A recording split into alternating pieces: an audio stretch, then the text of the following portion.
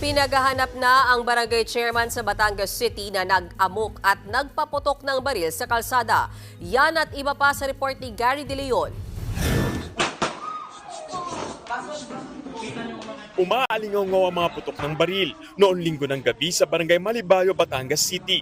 Isang lalaking naglalakad sa kalsada ang biglang namaril.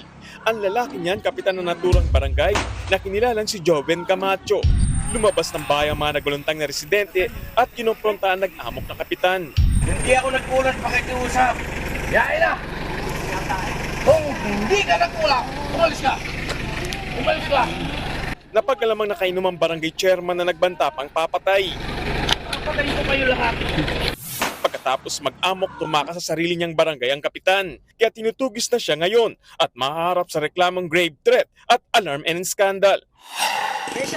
Hinuli ng mga pulis ang isang motorcycle taxi rider sa Tanay Rizal noong Biyernes. Inakawan niya ang isang babaeng nakilala niya sa isang online site.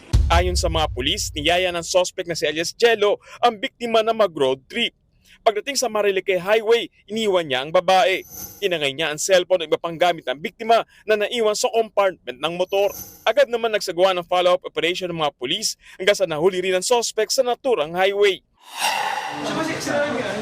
Diretso rin sa kulungan ng isang lolo na tumaga sa kanyang kapitbahay sa San Mateo, Rizal. Base sa investigasyon, lasing ang 68 taong gulang na suspect nang makipagtalo siya sa kanyang kapitbahay. Sa gitna ng away, naglabas siya ng itak. Umawat ang asawa ng kapitbahay pero siya ang nataga. Tinaga rin ng matanda ang anak ng kanyang kapitbahay. Sugatan ng 2 biktima.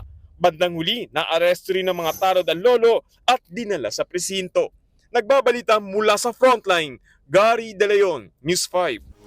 Mga kapatid, may Los Baños po. Huwag magpahuli sa mga balita at impormasyong dapat ninyong malaman. Para sa mas malawak na balitaan at diskusyon, mag-follow at mag-subscribe sa social media pages ng News 5.